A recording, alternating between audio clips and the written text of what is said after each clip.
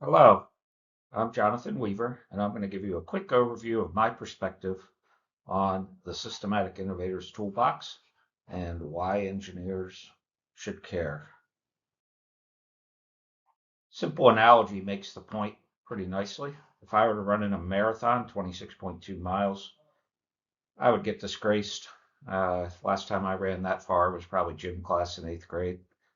So I would either have a heart attack, leg cramps, pass out, something, but it wouldn't be pretty. However, even with my age and condition, if you give me a tool, in this case a bicycle, that leverages my natural abilities in a far smarter way than running, I'll beat the best of the marathoners, even in my age. So the tool leverages my abilities in a far smarter way than simply running. There's no added hidden energy sources, nothing magic here, just using my natural abilities in a smarter way. So that's the analogy for this toolbox that I'm about to reveal to you, except instead of bicycles to make my body go 26.2 miles faster than running, they make my brain far more effective from a product development, innovation, creativity standpoint than simply brainstorming. I like the advice here. To get a good idea, you need a lot of ideas. So why is it we're so good at producing the wrong products with Six Sigma capability? If you think about your technical education and the tools and techniques and methods that you learned, you can pretty much map them almost onto course titles. So, for example, if you were a mechanical engineer, you took courses in most of these things and you know how to do them. If you were an electrical engineer, you took courses in most of these things and you know how to do them. Civil engineer, your list might look like that, right? But if you were to take which block of the PD process that virtually everything you learned qualifies you to work within, it would be that detailed design box. You can size the shaft, do the stress analysis, figure out the gains on the control system, understand the corrosion situation, design the circuit logic, etc. But they qualify you to do almost nothing but detailed design. You probably had a half-baked so-called capstone design experience, typically tailored so that the instructor's knowledge area is required in the execution of the project so that they feel qualified to mentor you, but very little else about those earlier boxes of development. So all of those tools qualify you to do detailed design, and that's where most people start their career, for example, as a design and release engineer. And eventually, through many years in the trenches, they eventually learn some of these preceding activities. And typically that happens right before they retire. So why aren't we teaching these other activities sooner, facilitating much more rapid career development and utility within the company beyond doing detailed design? So I would argue you should learn some tools and techniques for those other steps. In fact, I would argue if you can learn all those other tools and partial differential equations and Bode plots and Moore's circles and all kinds of other tools, you can learn just a few more to make you way more effective outside of the detailed design box. So just like many people would organize their tools in their home or basement shop into drawers by types, I've taken the organizing the tools that we like to teach into a toolbox. So let's take a look at how that organization looks. And I would propose that three drawers kind of meets our purposes here, whether it should be four or five or something is, things we can talk about. But fundamentally, three drawers seems to meet my purposes. There's a drawer for strategy and problem definition tools, a drawer for ideation or concept generation. And finally, what do you do with all those ideas? You need some tools for idea management and implementation.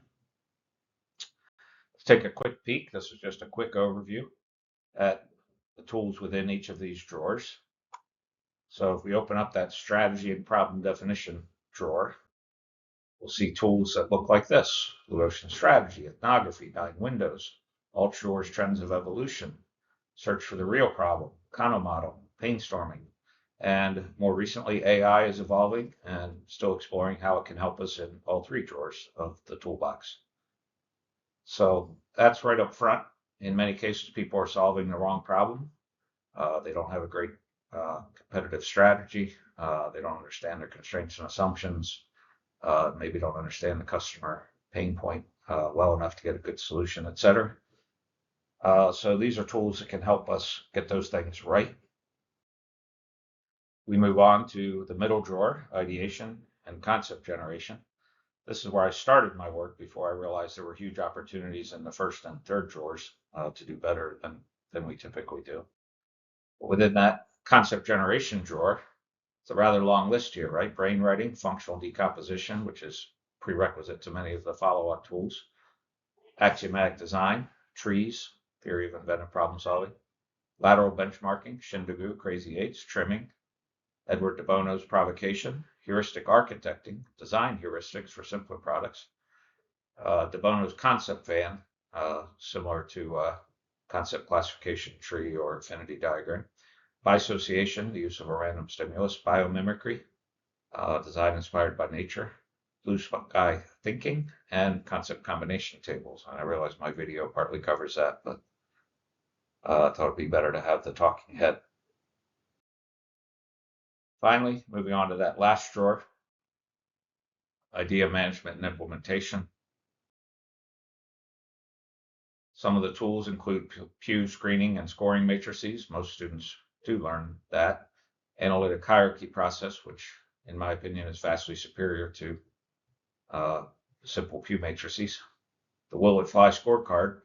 Most of us learn how to do concept selection and pick the best of our concepts, but we're not well equipped to answer the question as to whether or not our best concept will fly in the marketplace. So that's what that scorecard is for.